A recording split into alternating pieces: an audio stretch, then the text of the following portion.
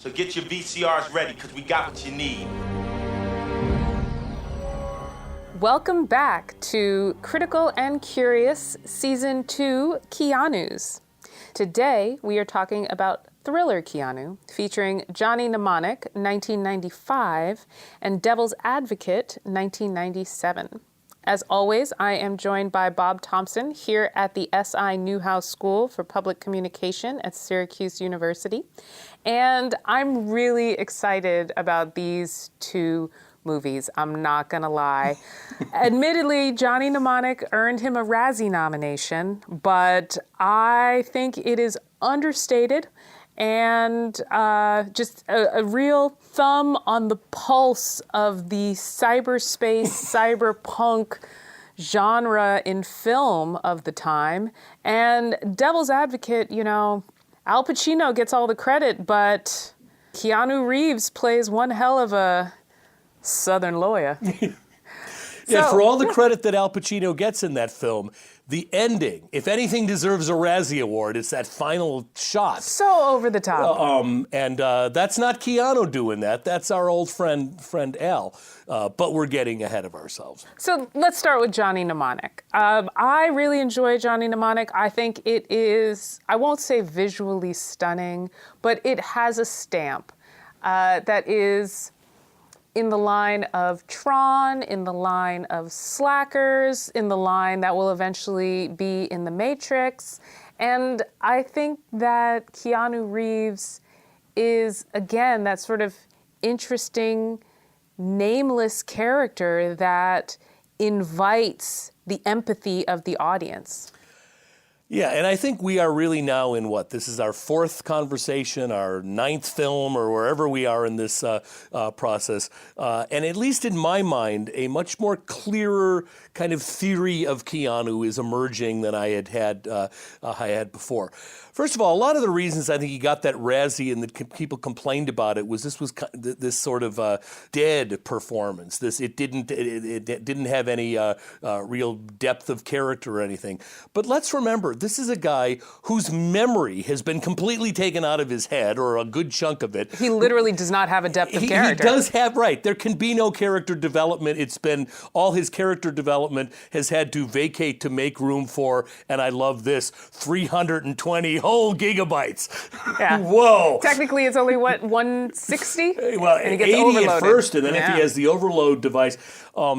So anyway, I think he actually, and I am convinced from our previous discussions that he is conscious about the roles he takes and that he realizes this, and that this role was actually perfect for that certain kind of performance that he always manages to pour into all these different characters.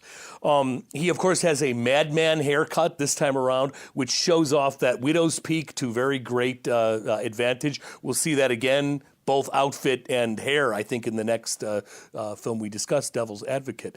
I think one of the reasons it's hard to go back and take this show seriously is it takes place like now, right? The second... 2021. Right, but in so many ways, it's so archaic. This is less than a quarter century old as we speak, but we see on-screen dialing, and we're supposed to go, ooh, isn't that amazing? It's like watching, what's that Sandra Bullock, The Net? Wasn't that what it's called? Yes, which I believe is also 95. Right, exactly. It's really hard to watch those without completely getting bogged down in the fact that 1995's vision of the future technologically was so much more primitive. Fortunately, their vision of apocalypse did not turn out to be true, but we've got way cooler devices. Right.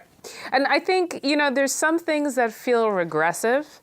There are still some things that we don't have, right? We don't have wet, I forget what the name is, right? We don't have body ports. Of course, I'm thinking of Existence. Have you seen Existence? That's what you think. Haven't you been on Breitbart lately? I know. Right, so there's certain technology that we don't have, and some technology that we have passed leaps and bounds. The pixelated nature of those dial-ups. There's this weird representation of the future, and when you're watching it, from this time period, you can see what they were trying, you can see where they failed, but it seems like a more realistic future that Bill and Ted may have arrived in. Yeah, it is interesting to put this as a Bill and Ted sequel. I mean, the idea this is just another place he's gone. And I think some of the anachronistic stuff actually it fits in perfect with the whole postmodernism that cyber fiction was developing. For example, in the Newark scene, there's an SST, a supersonic transport, taking off, which of course back then was still seen as the ultimate of futuristic whatever. Now it's like watching a Model T go down the street, because of course they haven't been around in a long time. At the same time, the AT&T logo is featured so prominently, and it feels outdated, especially when you think about like the Hojo logo in Space Odyssey 2001, right? When you watched it, it didn't feel outdated, even though you know Howard Johnson is gone. AT&T no longer really uses that logo, and it's just one of those, to use your words, you know, the film just grinds to a screeching halt every time it comes on screen for me. But if we're willing to realize that back then, AT&T would be the equivalent of today's Amazon or Google, this huge, massive corporate, which is a word that gets used in this thing a lot. Pharmacom. Yeah, Pharmacom, AT&T. I mean, the fact that they were using brand names that actually had a history that have now changed makes that uncomfortable. But I remember when we used to talk about AT&T as the evil empire, much like we now talk about the big, AT&T was a tech firm back then. So, and in some ways, the older this gets, the more I become kind of affectionate for that. Yes. And, you know, William Gibson, cyber fiction, this whole postmodernist stuff was all about mashing together stuff anyway.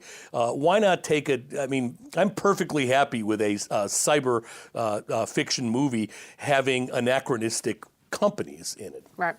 To come back to this one, as we think about who is Keanu, just some other notes. You know, the involvement of William Gibson in this narrative, in this production, alongside the director, who's Robert Longo. And I really want to mention Robert Longo because as you're watching it, there's always those little things where people are going to postulate what fashion will be in the future. And through much of this film, the future just seems genderqueer, right? And I appreciate that. I love it. I'm all for it.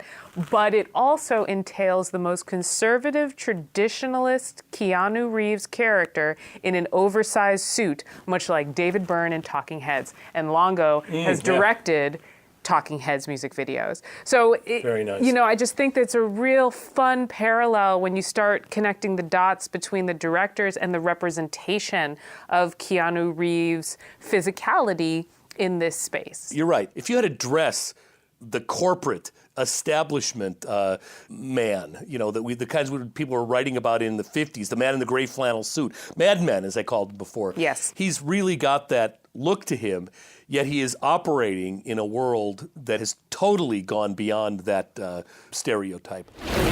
Who is Keanu Reeves in this movie? We've already talked about him as having no history, right? That he is, and I love this, you know, it's like Johnny what? Just Johnny, right? At the beginning of the film, he introduces himself as Mr. Smith, which of course screams Matrix to me. But as Ice-T comes in, J-Bone, and asks him about his name, he goes, no, my name is just Johnny. And I think that lack of character is an embodiment of what we've seen Keanu Reeves play in. And so, as you said, you know, people complained about his static performance, but in the end, he's a cyborg who doesn't really have a place. Yeah, he's in many ways a corporate tool. And of course, this has all the elements of the Yakuza, the Japanese organized crime. It also makes us think of the salaryman, the Japanese person who gets up in the morning and works 10 hours a day and is a cog in the wheel. So that's really what his role is. At the same time, we get little indications that at one point toward the end when he goes, I'm used to looking out for number one. All my life, I've been careful to stay in my own corner. Looking out for number one, no complications. Now suddenly, I'm responsible for the entire fucking world. And everybody and his mother is trying to kill me if my head doesn't blow up first. Maybe it's not just about you anymore. Listen. You listen to me. You see that city over there? That's where I'm supposed to be. Not down here with the dogs and the garbage and the fucking last month's newspapers blowing back and forth. I've had it with them. I've had it with you. I've had it with all this. I want room service! I want the club sandwich. I want the cold Mexican beer. I want a $10,000 a night hooker. I want my shirts laundered. Like they do at the Imperial Hotel. We obviously see that he's now channeling some kind of past where I guess he got room service. So for me, no. That is my favorite scene, just to jump ahead to the question. It is mine too. Yeah, where but I see you're about to interpret it differently. He's at the foot of the bridge. And in his lack of an identity and the lack of history, he has come to embrace, love, and desire all the traditional classist trappings, right? He wants to live in a hotel. If you have no home, where else are you going to live? You're going to live in a nice-ass hotel with room service and laundered shirts and a $10,000 a night Which it seems hooker. to me Keanu himself did for a portion of his life. Absolutely, right? And so it's also in this, to come back to what we discussed in Speed, right? This sort of blank slate of a character who suddenly shows emotion, right? Throughout the whole thing, he's looking out for number one. He doesn't want to become emotionally involved. Jane is trying to learn about him. She's like, oh, you got parents or something, right? That he's pushing off all of that. And then in this moment, we see his emotional breakdown with the adventure that he has been put upon. And he just wants to sleep in a hotel with a $10,000 a night hooker, which is how the whole movie begins. I like that interpretation because it does imply that his only frame of reference when everything else goes bad and he just wants, he's got none of his own dreams to, well, he's got some, but they're really vague, and they have to do with a birthday cake is about it.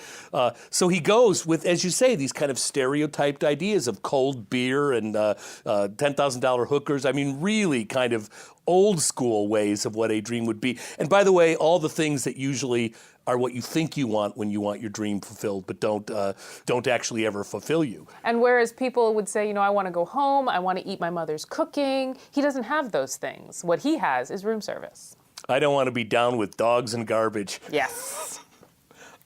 I understand that part. That makes sense. I guess one of the other things is he's also building a character, and this is, what people have said he's typecast as, that he's willing to embrace self-sacrifice for the good of mankind, right? We see that on a small-scale level in Speed. We see that on a large-scale level in Little Buddha. But Johnny Mnemonic is really where he makes it obvious, right? I've been looking out for number one. Now I'm responsible for all of mankind. Moving forward, we're going to see that when we talk about devil's advocate. He has to fight being the means to create the Antichrist, right? When we get to the Matrix, he talks about he is the one, he is the Neo that has to save us all. That this character of innocence as self-sacrifice, or, that it is his job to save the rest of us. I'm looking forward to talking about 47 Ronin, because as this ethnically ambiguous individual and the sort of frame of the magic mulatto, right, who lives between worlds, who must save all of us, he's been playing that to some degree, embracing it, enjoying it, moving within it for decades. That's right. I think you're very right about that. And there's almost a sense that these films we're talking about today, Johnny Mnemonic and Devil's Advocate, are almost the voices crying in the wilderness for what the Matrix will finally manifest. Here, he's still a reluctant hero. What he really wants is X, Y, and Z, but he realizes that now he's got to do this other stuff. And he gets some horrible lines. Oh, yeah. And it's not his fault. I'm way overloaded, man. I got the goods, Ralphie. Now I just want to get them out of my head. But nevertheless, I think there is very much a sense of continuity between this character, Devil's Advocate character, and 47 Ronin. I hadn't thought of that one, but certainly, and The Matrix, which, as his name Neo implies, is kind of the New Testament to the Old that we're seeing here. Absolutely. What were your thoughts on watching it? What did you like? Why do you think it deserved a Razzie? I would not have voted for this for a Razzie. I think one of the reasons that this show isn't taken seriously is, number one, it is anachronistic. People look at that stuff and they can't get past it. Number two, some of the rascally fun that this film is having, which it clearly is having, is something they think is accidental. So people watch it and think, I'm laughing at it because they don't know I'm supposed to, when in fact they were supposed to. And then thirdly, it's still Keanu Reeves. And we've said this 100 times and we're going to say it right up to the end.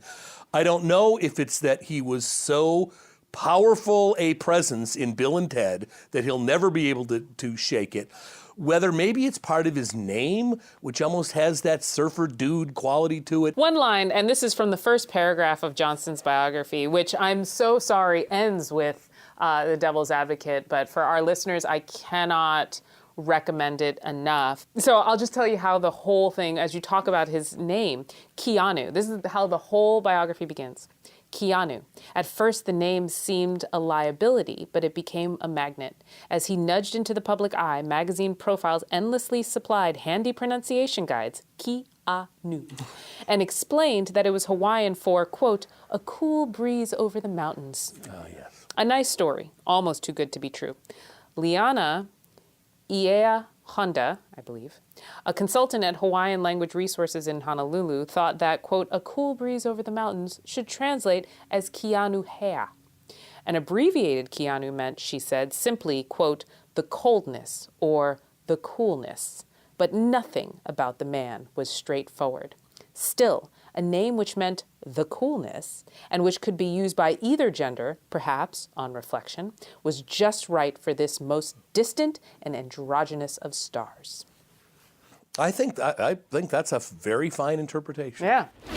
J-Bone is by far blows everyone else off the screen on this. I mean, he has got such a great character. The costuming is so good.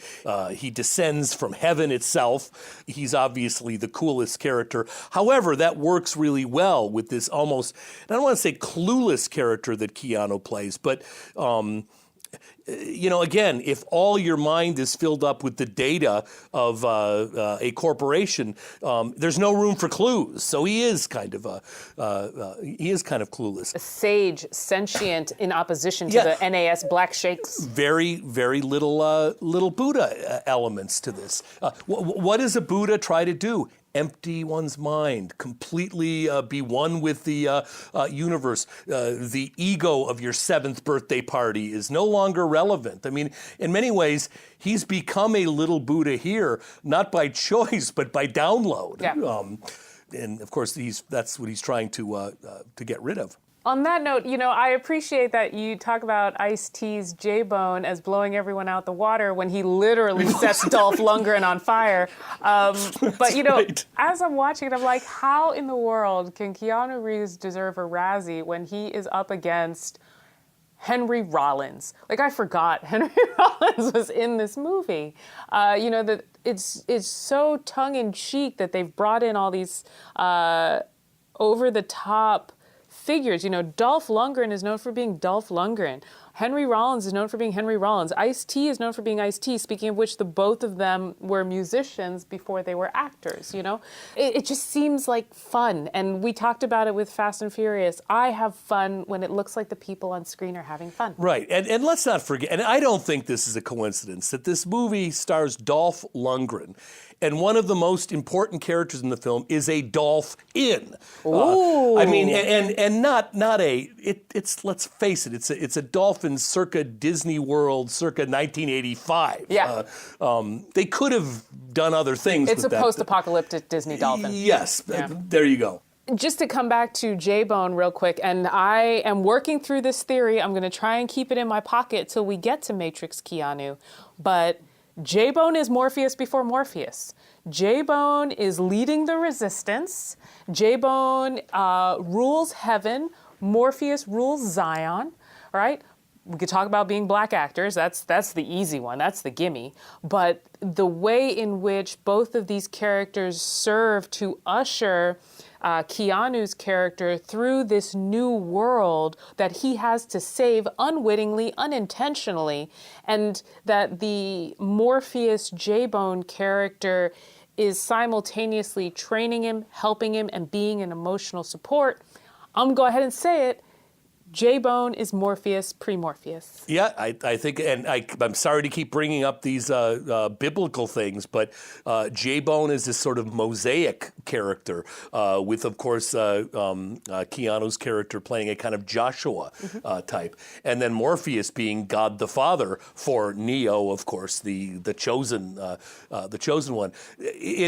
I think if one is going to, people talk about, I should really binge watch the 3 Matrix movies again. One should really binge watch the 3 Matrix movies by starting out watching Johnny Mnemonic. Absolutely. And I feel like that's why I love Johnny Mnemonic. I mean, I saw it before I saw The Matrix, but it triggers, it feels the same. It feels like a low-budget test run. A dress rehearsal. A dress rehearsal for Neo. Before we get into Devil's Advocate, which I love and I am super excited to talk about, how does this character, the character of Just Johnny, shape the public understanding of Keanu? And how is Keanu read through this character? For context, I believe it has a 14% on Rotten Tomatoes. The movie as a whole. The movie as a whole, Johnny Yikes. Mnemonic, yeah. So yeah, what does Johnny Mnemonic mean for this Keanu narrative? I guess it means people don't like movies they can't pronounce the second word of the title. It's true. By this time, Keanu Reeves has a career that he's able to have some say in. He's not just saying yes to any old role that comes along. I think this sort of empty vessel kind of character is perfectly fitting into so much of what he's already done and working up to what he would already do. Now, of course, he didn't know what those other roles were going to be.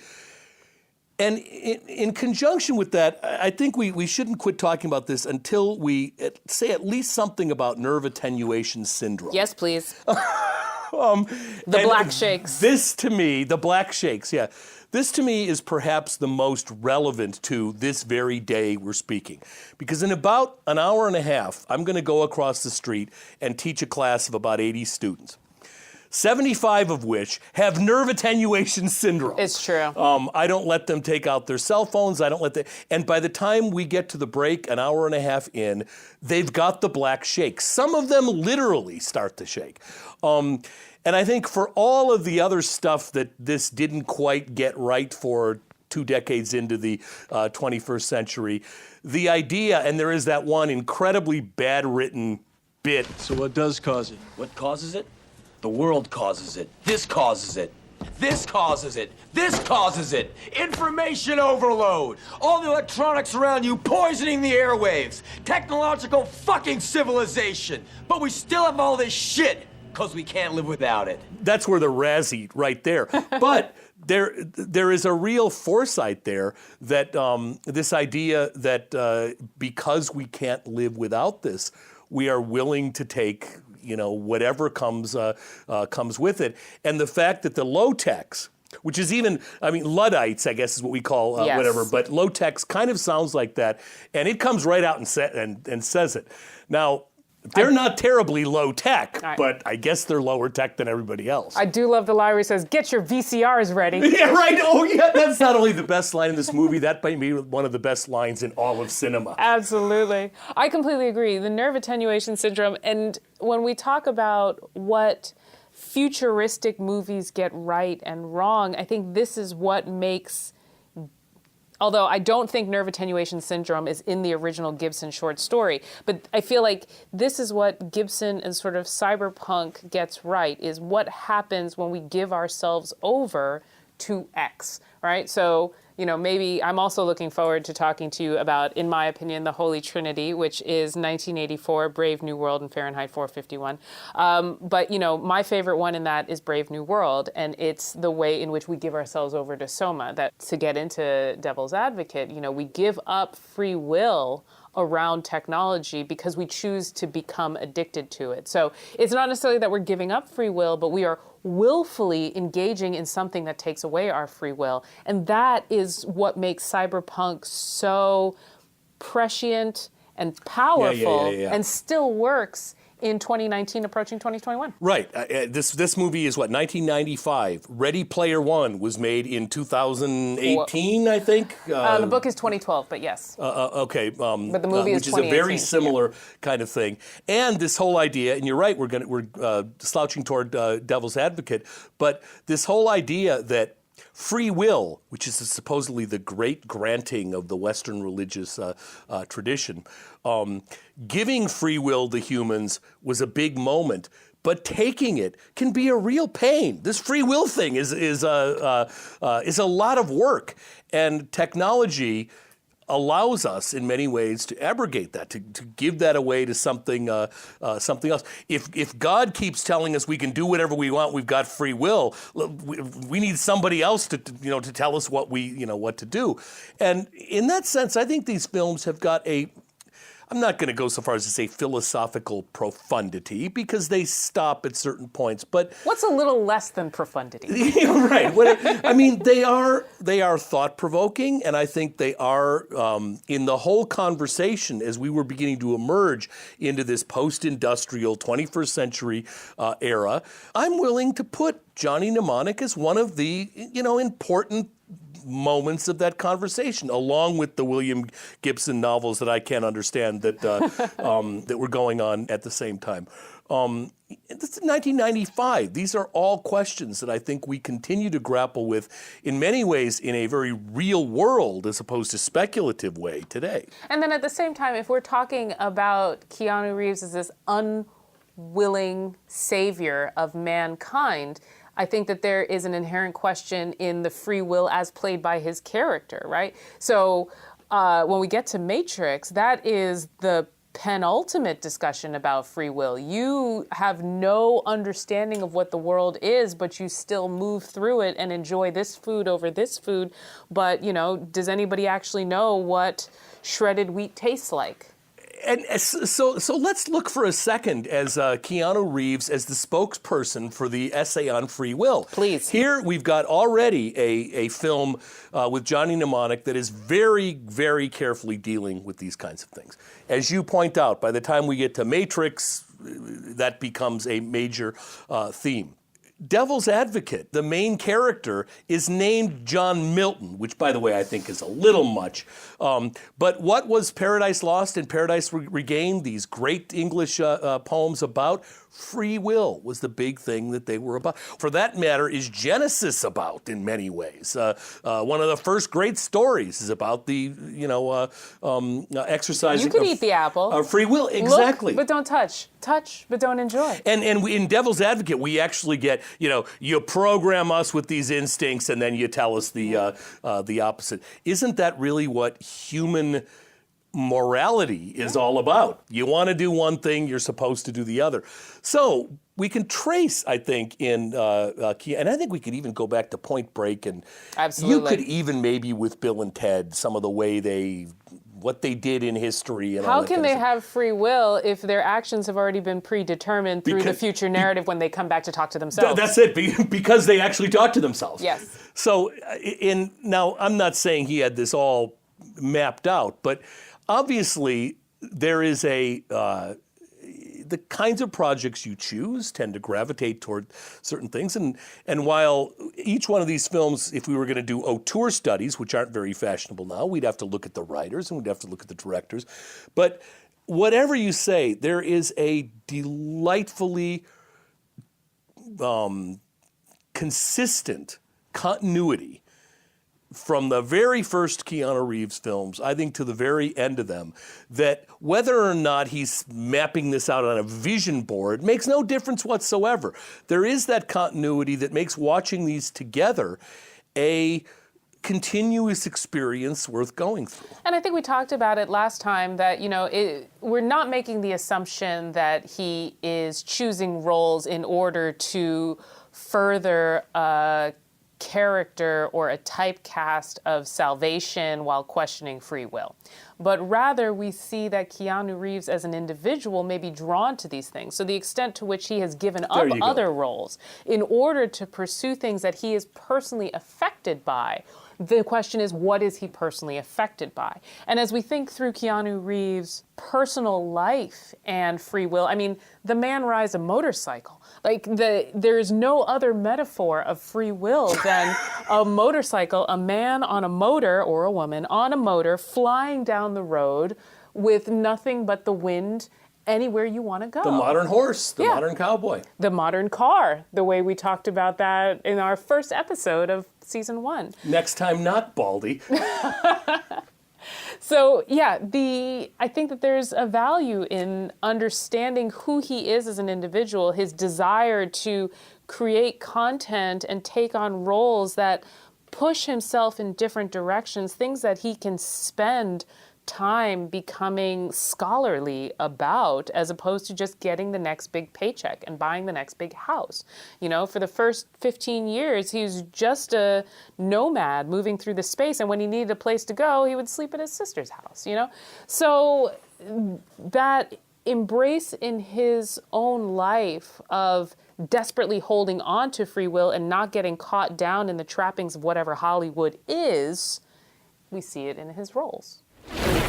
So then let's get into Devil's Advocate.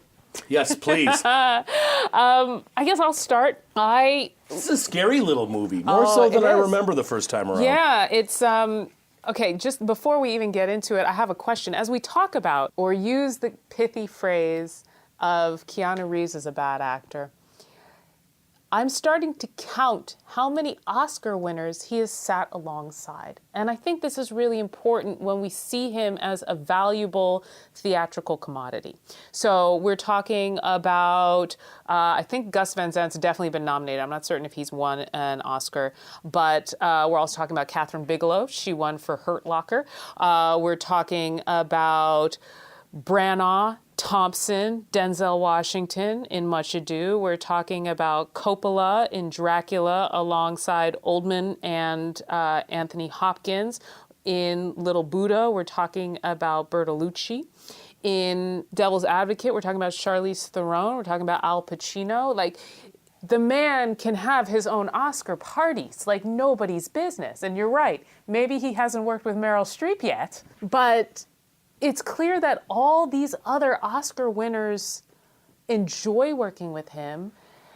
And I don't think it's fair to drop that out of the conversation, that he is appreciated and valued by this industry, whatever this industry is, as well as the people we herald as valuable within said industry. Right.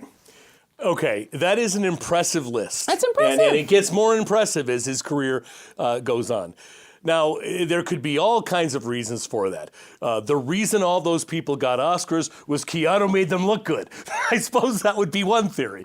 The other was the reasons those movies made all those other people Oscar nominatable was that Keanu was one of the things that made those movies good, made them look like, which I would be much more willing to subscribe to. Or just playing off and engaging with Keanu makes you a better person. That's what I want to believe. That's yet another element. But I think the one thing that is clear is he keeps getting hired by the likes of Van Zandt and Bertolucci and Branagh. These are not little chopped liver independent filmmakers. These are big, giant names in a lot of cases. And you're right, he keeps co-starring alongside the likes of Pacino and these big kind of names. So again, this idea that somehow Keanu Reeves is forever Ted or forever, someone who should be in Wayne's World, whoever says that just hasn't looked at his body of work. One of the classic legends of Devil's Advocate is the fact that he took a massive pay cut so that he could work with Al Pacino. I believe in Johnny Mnemonic, he only earned $200,000 for that role. I'll have to check my notes. But again, wanting to work with William Gibson, wanting to work with Robert Longo, and he has acknowledged that there are some issues with Johnny Mnemonic, but the experience of that vision coming out of those three men working together was worth the pay cut. It was worth the time. So then let's come to... Yeah, there is this whole mythology, and I have no reason for me not to believe it, that Keanu is this uniquely not typical Hollywood. He takes pay cuts to work with certain things. He takes some of his money to pay so a movie can get completed. He lives in a hotel and with his sister and whatever. There is this sense of, and it's very romantic, of Keanu Reeves, of someone who's doing it for the art and all of this. And I think probably most of that is true. I don't know enough about all those stories. I think the people who write profiles on Keanu Reeves love that. That forms a really nice story. It's part of the star narrative. Right, and kind of a relief, right, which goes way back, Richard Dyer and all that stuff we've talked about. It goes way back that you create a biography that makes you compelling. But I think there's probably... And it doesn't even matter how much truth there is in that. I think if we simply look at the texts he's been in, they form a non-conventional career trajectory. Yes. And a lot of these films, you think, what? Where does that come in? And I think our conversations have gotten to the bottom of a lot of where these come in. Johnny Mnemonic is not exactly what you'd expect when you're moving up from, I mean, by this time he's done Shakespeare, or he's about to, and he's done it in a Private Idaho already. Right. And then he does the Branagh one. He's done all of classics Keanu. But then in 95, he does Hamlet, for which he accepts whatever it is, $200 a week or $2,000 a week, whatever is the minimum wage. Most people wouldn't read Hamlet for $200 a week. So, yeah, that he gives up doing Speed 2 and these other big opportunities in order to do a 2-week run of Hamlet in Winnipeg.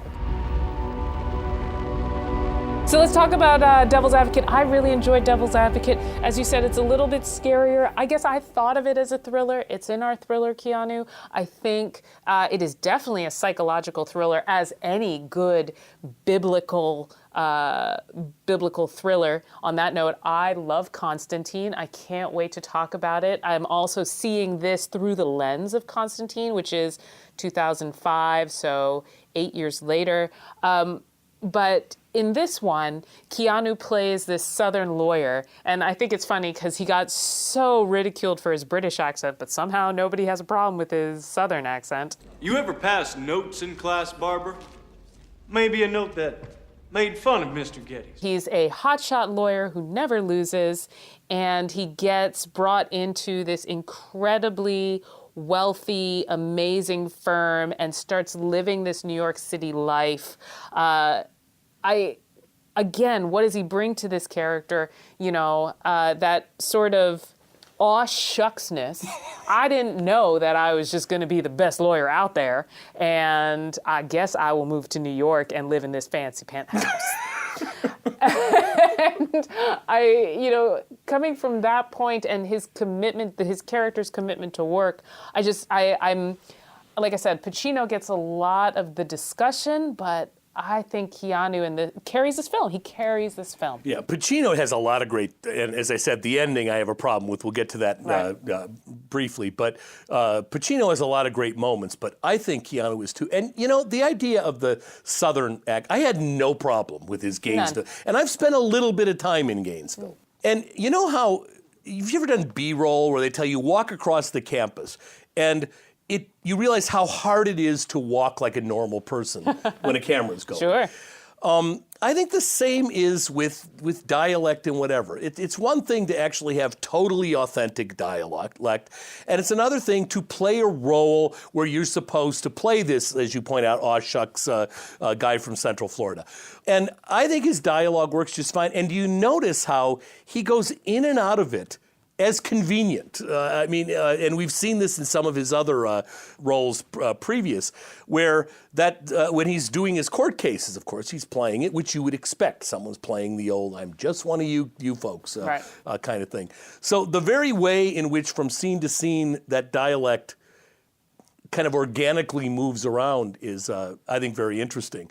And of course, there's three kind of major source material, which I have to admit this film pretty ham-handedly borrows from. One, of course, Paradise Lost, which is the whole issue of free will and the fall from grace the first time. And then, of course, you've got Dante's Divine Comedy with all the layering and the multi-floor things. But what this is really a story of, mostly, is the Faust story, which I think it tells the best, which is this idea of he gets this opportunity for this fabulous life in this fabulous place. His wife totally buys into it as well. What's that when he goes, we can go back to Gainesville if you want. And she's in this beautiful apartment looking out onto, I don't know what it is, Central Park or wherever the thing is. And she goes, oh yeah, why don't we go back to Gainesville? Why don't we go back to our condo? Like, why would we ever do that kind of thing? And that, I think this story really nicely tells that idea and brings us in. We don't find that Milton is the devil until fairly late in this. Milton could be any one of our bosses offering us tenure until pretty late in this film. Although we don't find out that Al Pacino is the devil until late in the film, it was promoted that he was the devil. So if you watch, that's a good point. Yeah, if you watch the advertising, that's a very good point. You've kind of got that lead, and he does a good job, and the script does a good job of asking you to forget that he's just this sort of likable father figure. Again, Keanu, we could talk about Keanu Reeves's absent father in real life, the way in which he picks up father figures on screen, right? So we see him embracing Al Pacino, John Milton, as a father figure. Lo and behold, we find out that he's more than just a figure. Right. That's right. I think that, like I said, the film does a good job of asking you to forget that, and you're waiting for the reveal. And I think that's what's most thrilling about it. If you come to the movie knowing that Al Pacino is playing the devil, now you want to know, when does Kevin Lomax find out he is the devil? Very good. Like any Greek tragedy, everybody knew what was going to happen to Oedipus. Yes. It was just, you couldn't wait to see it happen. Exactly. As we think through what Keanu brings to this character, one of the trends that I've noticed, I've noticed it in this pairing, but retroactively I see it in others, is that Johnny Mnemonic and Devil's Advocate are both nostalgic and prescient, right? That there's this duality that at any given point, Keanu Reeves is playing at the intersection of. Less so Bill and Ted. Is he Bill? Is he Ted? He's both. But when we come to My Own Private Idaho, is he a street hustler or is he a rich bonfire of the vanities, right? In Point Break, is he the cop or is he the criminal? In Don John or Dracula, in the case of Dracula more so, right? He's been fed on by these demon women, but at the same time, he's still this wholesome character, right? There's this duality. The duality is by definition the Siddhartha story. Is he a rich prince that lives inside the walls, or is he a stoic ascetic that lives outside the walls? Is he a low-tech, or is he a cyborg? Is he the devil, or is he this wholesome, do-good lawyer, right? That each of these spaces presents Keanu a crisis of self. Or more importantly, Keanu's character is presented with a crisis of self, and we're starting to see how him moving between the worlds teaches us how we need to think about moving through our own choices. Yes. Is that too heavy? No, that's very nicely laid out, because I think you're right. In all of those cases, what's interesting in Devil's Advocate is, in the end, he really makes a choice that is beyond all shadow of a doubt. He crucifies himself. He self-sacrifices. It's time to step up and take what's yours.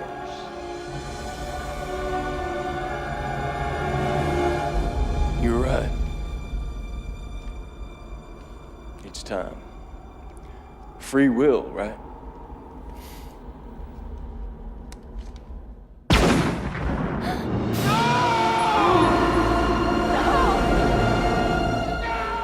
And of course, the ending then is not the pulls end. a fast one on us. But he escapes from the devil and the Faustian bargain the only way he could possibly do it. And it's pretty graphically done. So it's almost as though this has taken that whole thing that you very nicely laid out to kind of the extreme and most obvious ending. Red pill, blue pill. This film was made in, 97, where even though, things had gone south in a lot of different ways, he's literally south, but that idea of the young master of the universe had become almost a new secularly sacred kind of concept, and that's what the devil offers so promisingly. And it's not like he's, he twists his mustache and does this and goes into it. Rubs his hands. It happens really like it happens to all of us. By the way, we're sitting in a journalism school right now recording this. And I have something about the ending of this, where in the beginning, we're all good with the idea that where does the devil hang out? With lawyers. Of course, that's where the devil hangs out. And where does he find his, people, lawyers and his representing son the guilty and all that kind of thing. But in the end, when the lawyer redeems himself and sacrifices himself, where does the devil go for his next step at the end of the 20th century? Into the body of a journalist. Of a reporter. Fake news. The idea that somehow now, as we move into the 21st century, journalists are the new demons. That that Keanu Reeves' character Kevin has released the devil from the legal profession, and now we're moving into. And it's interesting. This is the same.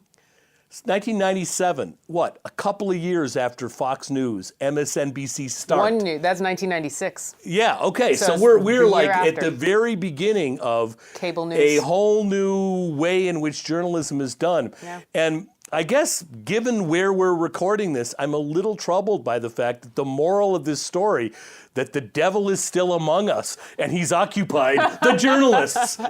I like it. I like it a lot. I mean, when we think about the devil, the greatest trick the devil ever pulled was convincing the world he didn't exist, right? That the devil is able to control the narrative, be that the narrative of freedom and law, be that the narrative of reality. And we talk about, the mediated reality and what that means for the way in which we move through the world. As a psychologist, I focus on the norms that are presented and how that impacts our decision making. And so I think that it's not that much of a stretch to go from lawyer as devil to controlling the way in which you see the world, right? That is what media does. It is your window to the world. So I appreciate that. I didn't think about that, but I think it's really valuable, especially with that note. Like, he gets away from the devil by self-sacrificing, and then he's put back in the same spot, and then the devil brings him back in, right? That you will never escape the seduction of the devil. You just have to fight one battle after another.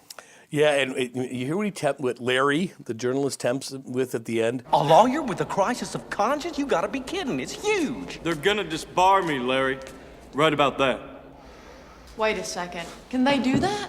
Not when I get through with the story. We gotta talk, Kevin. You gotta give me an exclusive. This is wire service. This is 60 minutes. This is a story that needs to be told. It's you. You're a star. Baby. Call me in the morning. You got it. First thing. Bye, Larry.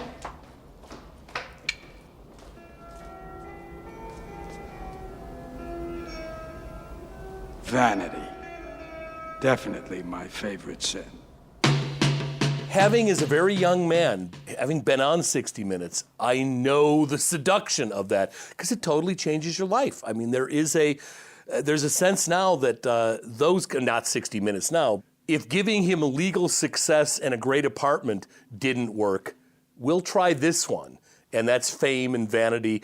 And that's a great ending. I didn't like the ending where Pacino turns into Larry. That just seemed like those special effects were weird. That seemed really tacky to me.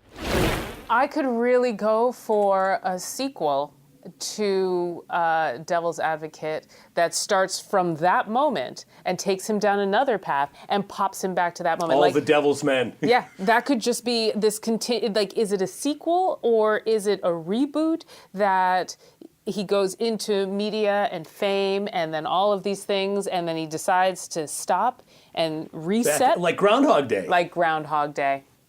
Absolutely. You should write that. That's a good idea. Yeah.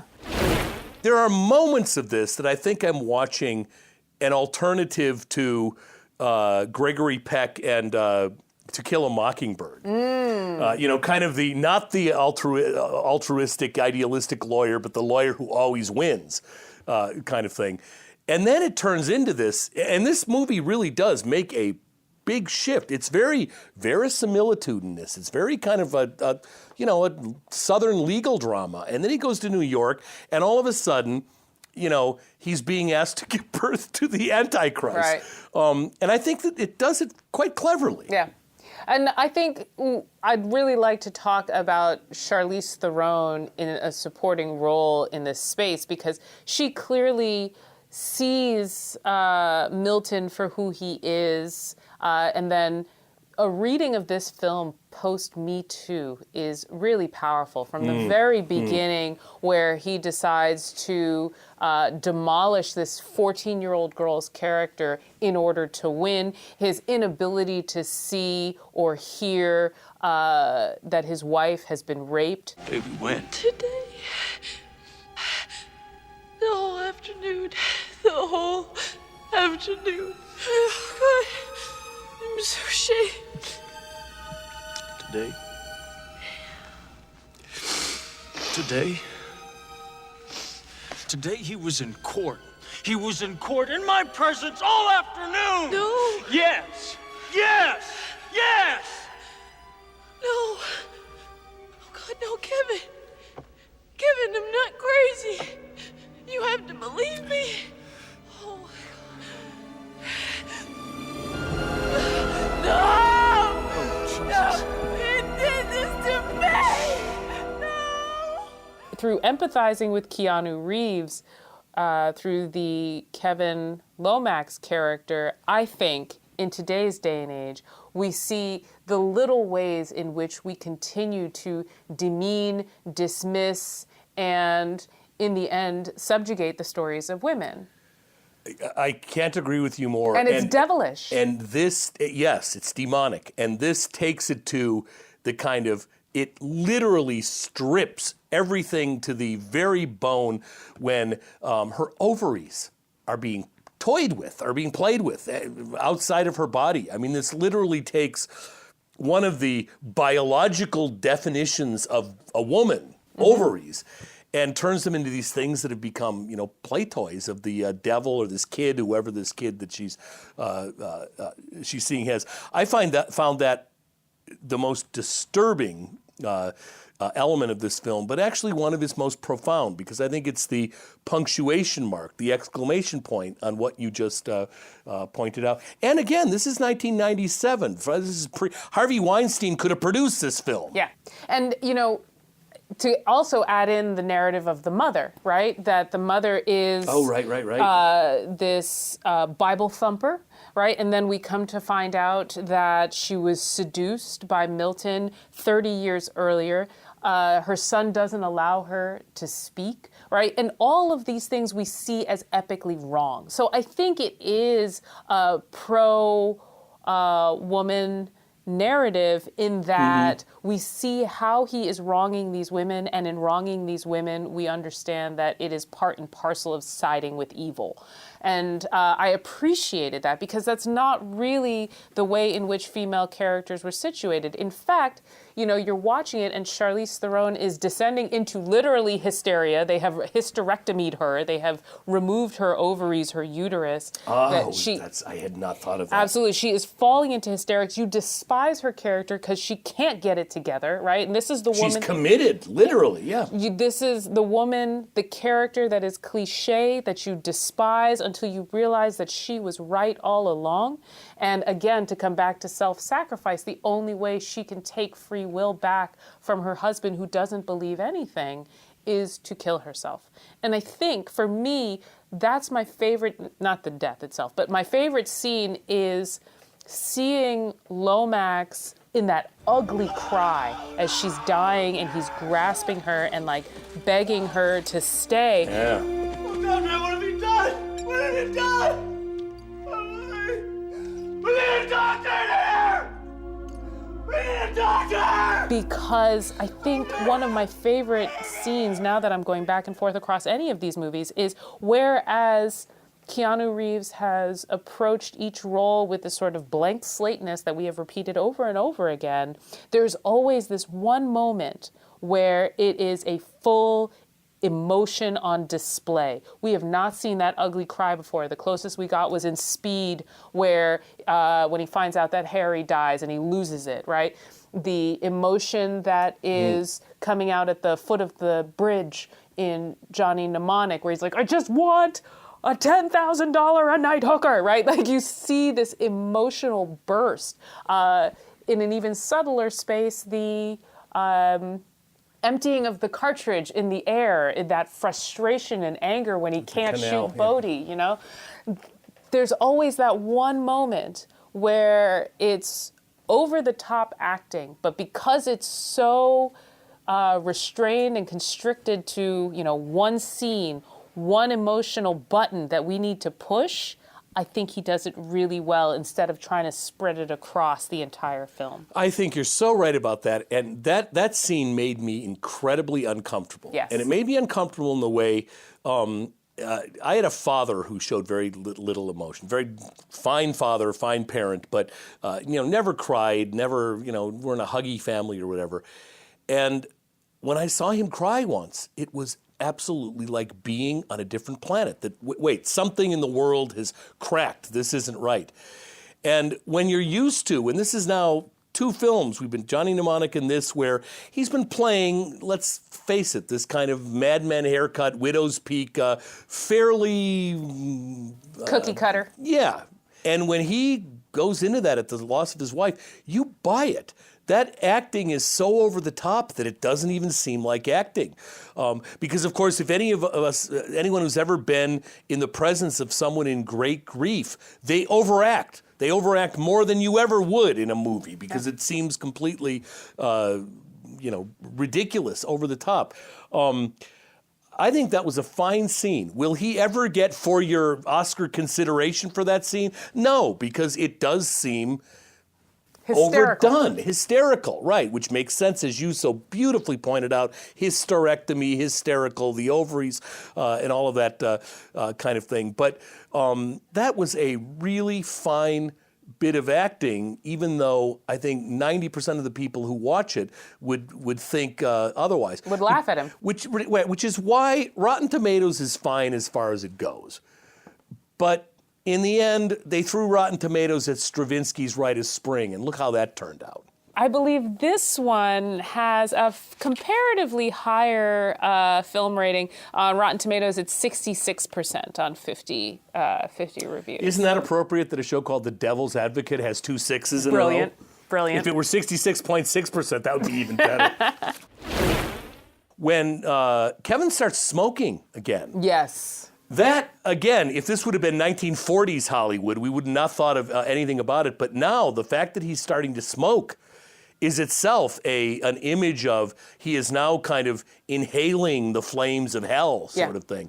I think he did that very, very nicely. And it was built well into the character. It was very built well into the character. Although it's worthwhile to note that we see Charlize Theron smoking before he's smoking. So then she rides him for smoking. He's like, yeah, I've had 1 cigarette when they're on the payphone. Yeah. To come back to the value of payphones in Keanu Reeves movies. But she's smoking in their apartment, and yet she demands that he continue to quit. I don't understand that. Well, because you remember who's at fault in the Adam and Eve story, I'm sorry to say. It is. And I get the sense that she actually gets seduced before he does. Yes. That it's that apartment. That whole thing when she goes, oh yeah, we're going to go back to Gainesville, where that seems absolutely absurd to her. At that point, he's willing to still go back. His problem, though, is whenever somebody says, okay, it's time to lose, you can't forever, whenever anyone says your thing is about to break, that completely. Lose? I don't lose! I win! I win! I'm a lawyer! That's my job! That's what I do! If you're the devil, that's all you need to know about Kevin Lomax is you tell him it's time for his winning streak. The devil even told him, I told you to take care of your wife. What did I say? The world would understand. Didn't I say that? this is a more subtle film than, because so much of it is heavy-handed. I think the temptation is to think, all right, whatever. Temptation. But what it does other things that I think are actually really. I'd much rather watch this film than a Dan Brown novel film. One thing I do want to mention, when you say that she's seduced before he is, absolutely, she's seduced by Milton. He convinces her to change her look and her appearance. Totally. I didn't think it was the same actor. Yeah, and that perm, it is dreadful. I acknowledge that thing is dreadful. When I started watching the film, like, why, what is with that I hair? liked her way better the first one. Really?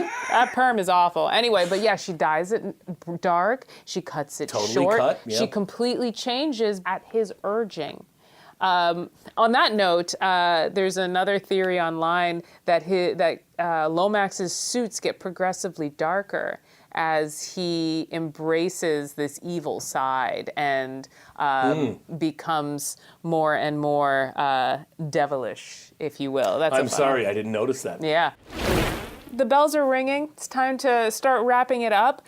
Taking these two films together, who is Keanu Reeves in the public imagination? We've had buddy Keanu, we've had cop Keanu, we've had classic Keanu. Now we're into thriller Keanu, where he's embracing these action hero, biblical action hero. I do love some biblical action heroes, right? That is starting to play with the genres. And one of the notes in the bio by Johnston talks about, he didn't pick up, I'm trying to remember what it was, I don't remember, but after Speed, he didn't want to do another action film. So he went and did the Hamlet instead, right? That he didn't want to do back-to-back action films because he didn't want to be an action star.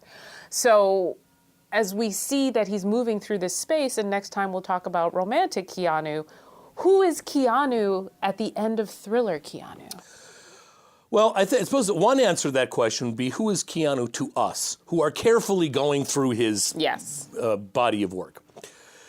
The other question would be, who was it in the general American imagination? And frankly, by the time we get to the end of the 1990s, Johnny Mnemonic and Devil's Advocate, I think most people still thought of Keanu Reeves as Bill and Ted's Excellent Adventure and as Speed. These were the big kind of breakthrough giant films that he did.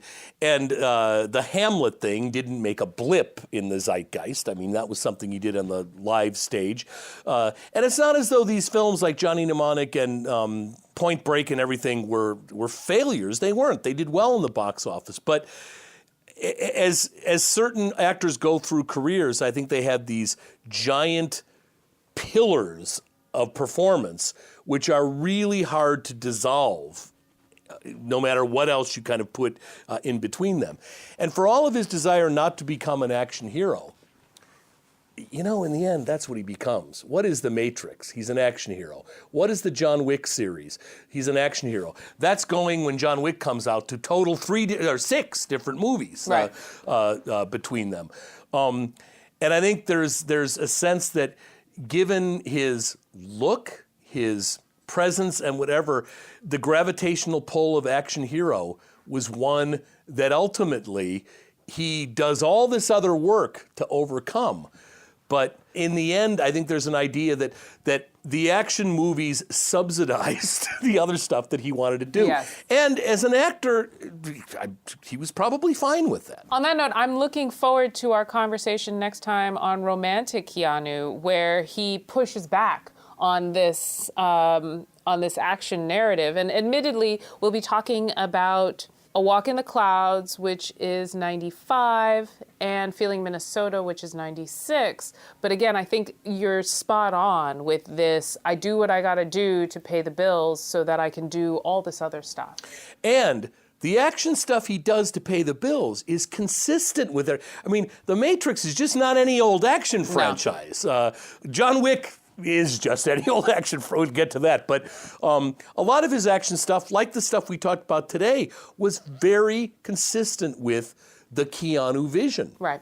So even when he was just paying the bills, he was paying them with things that I think that he believed in, and for good reason. Yeah. So we started off with the opening paragraph of Johnston's biography. I'd like to close with the penultimate paragraph, if you will. Asked what he thought set him apart from other young male actors, Keanu himself suggested that the point of comparison should perhaps be with actresses. Quote, I can't say that I have been totally different from other actors my age, he said. I mean, I've always played the kind of male equivalent of the female ingenue. You know what I mean? I've always played innocence. That has been a recurring theme throughout my career. There's only a few instances where I didn't play that role. I Love You to Death was one example, and Speed, maybe My Own Private Idaho. My career through line is innocence in a variety of different genres. So, you know, when we talk about whether or not he's aware of or purposeful, whether or not it's purposeful, he is definitely aware. And, you know, this, to come back to that ambiguity, like he's always just teetering between. He said that he's heterosexual, but I believe the answer was, I mean, I'm not gay, but you never know, right? That there's this play in his ambiguity, in his feminized presentation through various films that is, the line is that doesn't hurt him with women and may even endear him to his gay fan base, right? That he understands that there is a public persona and I'll do that, but I'm not going to do that too hard because I don't really want to have to get caught in that trap. I want you to see how crazy your expectations are in the first place. And that's a very 21st century attitude that he had fully developed before we reached the 21st century. Absolutely. Well, thank you, Bob. Before we go, I have one question for you. What would you sell your soul to the devil for? Well, I'm 59 years old, so my soul has not got that much more mileage on it. And I've seen enough versions of Faust by various people to know that this doesn't end well. So I have to think that there is no way you can possibly benefit from that negotiation. So I don't think I would for anything. I appreciate and envy being in a state in your life now where there's nothing that could tempt you. And admittedly, we all know every time you sell your soul to the devil, it's going to come back to bite you. But my theory is... Forever and ever. Forever and ever. My theory is people always go overboard. If I was going to sell my soul to the devil, it'd have to be for something small and something reasonable, like more time. Just an extra 6 hours a day, maybe 12 hours a day to myself, or being able to get my work done. I feel like you can't go big. You can't wish for money. You can't wish for beauty. Having said that, it would probably come back and I'd be immortal. I'm like, oh, you want time? You have all the time in the world. Which never turns out well either. Which never turns out well, but at 38 doesn't sound too bad. You know, it's interesting because we are in different points in our lives. And that answer makes perfect sense. There's almost a feminist quality to that answer, which is you've got all this stuff you have to do. And there is only so much time and so much energy and mental capital that you've got. So that the first thing that would come to mind would be time. And you're right, not in time of immortality. It's just like 6 more hours in the day, like on Thursday and on Friday kind of thing, is a really, really interesting answer. If we're going to go small on that, though, maybe I'll take back my answer and say pie. Ooh, I'd like to sell my soul to the devil for some pie. I feel like there's an Animaniacs episode about that. Well, Homer must have done it for donuts in one of the 7,000 episodes of that series. I believe he did. Excellent. Well, as always, thank you to our producer, Lizzie Goldsmith, and thank you, Bob, for joining me. I look forward to next week when we will be talking about romantic Keanu with a focus on A Walk in the Clouds and Feeling Minnesota. We will also be joined by Lonnie Rich, a New York Times best-selling author, award-winning podcaster, owner of Chipperish Media, and adjunct instructor and web content manager at the Newhouse School. Thanks for joining me, Bob, and I'll see you real soon. Can't wait. Thanks.